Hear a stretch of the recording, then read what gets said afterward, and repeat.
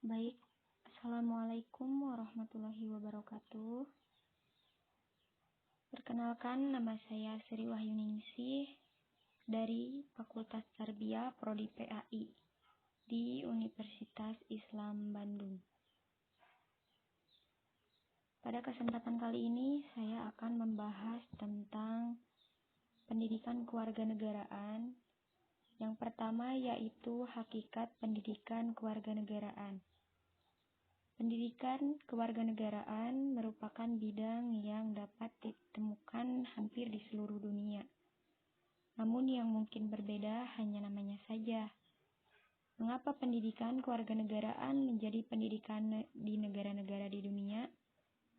Karena secara filosofis, negara yang menginginkan dirinya tetap eksis, maka warga negara tersebut harus dididik dengan cerdas. Mari kita perhatikan sebutan untuk bidang-bidang tersebut.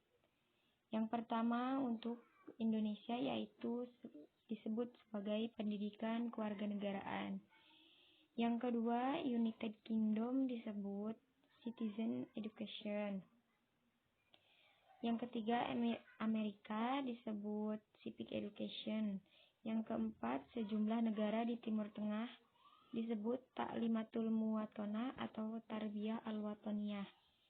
Di Meksiko disebut sebagai Education Civique. Di Jerman disebut sebagai Sachunterricht. Di Australia disebut sebagai Civics. New Zealand disebut sebagai Social Studies. Afrika Selatan disebut Life Orientation. Hungaria disebut People and Society. Singapura disebut Moral Education. Malaysia disebut Pendidikan Sipik dan Kewarganegaraan. Di Portugal disebut Formació Education. Di Bulgaria disebut Civic History and Civic Education. Norwegia, yang terakhir di Norwegia disebut Education Civic. Adapun pandangan dari Nadine dan Clark yang mengatakan bahwa negara dari suatu negara itu dapat dibedakan menjadi 3 tipe. Yang pertama sponge citizen, yang kedua stone citizen, yang ketiga generator citizen. Yang pertama sponge citizen yaitu warga negara tipe busa. Tipe ini mudah terbawa arus dan tidak mempunyai pendirian yang teguh. Yang kedua, stone citizen, yaitu warga negara tipe baru. Tipe ini sangat sulit menerima pandangan orang lain, terutama jika pandangan tersebut tidak sesuai dengan kepentingannya. Yang terakhir yaitu generator citizen, yaitu tipe warga negara yang mampu menggerakkan dan berpartisipasi aktif dalam bermasyarakat dan berbangsa. Kemudian, jika pendidikan merupakan upaya menumbuh kembangkan potensi individu agar individu yang dewasa, pendidikan kewarganegaraan adalah upaya untuk menumbuh kembangkan modal sosial untuk membangun negara bangsa. Modal sosial dapat diperkuat dengan memperluas ruang-ruang perjumpaan, merentangkan jaring-jaring konektivitas, serta memperluas semangat inklusivitas yang dapat menumbuhkan rasa saling percaya. Kemudian, mengapa pendidikan warga negara diperlukan? Di sini ada 4 alasan. Yang pertama, historis, yaitu mengambil pelajaran dari catatan sejarah.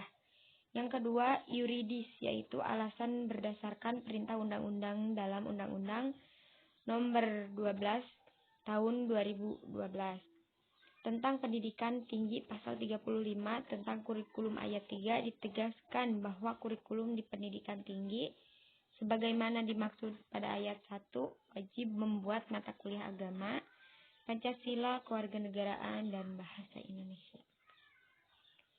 Kemudian yang ketiga yaitu sosiologis, alasan berdasarkan keadaan di masyarakat. Untuk menilai keadaan di masyarakat perlu membandingkan keadaan yang sebelumnya. Kita bisa mengambil pelajaran dari peristiwa Sumpah Pemuda tahun 1928. Pada waktu itu sarana konektivitas fisik sangat terbatas. Namun dengan kekuatan konektivitas hati dan pikiran yang kuat, generasi Sumpah Pemuda mewariskan modal sosial yang kuat bagi perkembangan bangsa.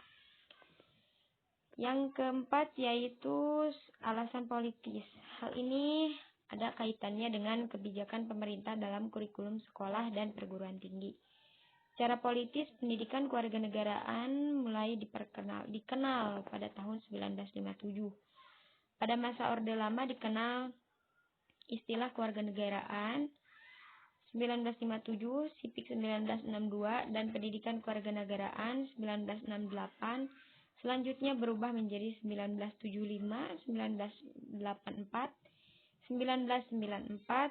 Pada masa reformasi diberlakukan kurikulum 2004 dan kurikulum 2013.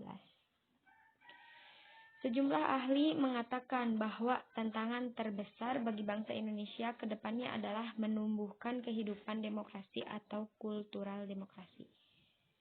Pada berbagai komponen masyarakat mulai dari elit politik, para birokrat dalam sistem pemerintahan, dunia usaha, lembaga swadaya masyarakat, kaum intelektual hingga masyarakat. Apa maksudnya?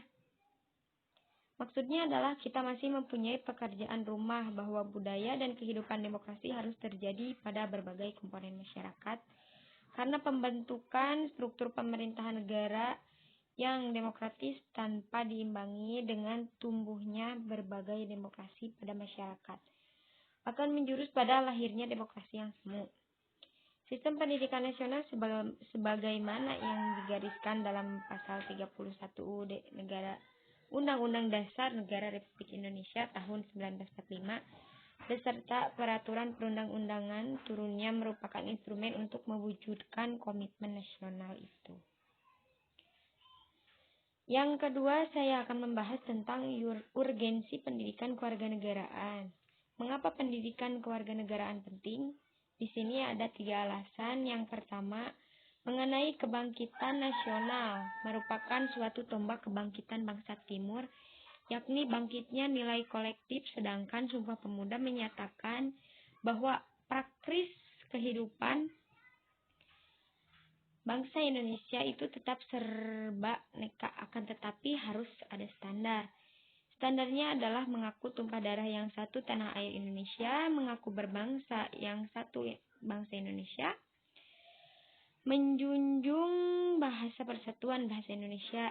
Adapun alasan historis dari proklamasi 17 Agustus tahun 1945 merupakan jembatan emas dalam membangun bangsa untuk mencapai cita-cita nasional, yaitu menuju masyarakat yang makmur dan sejahtera.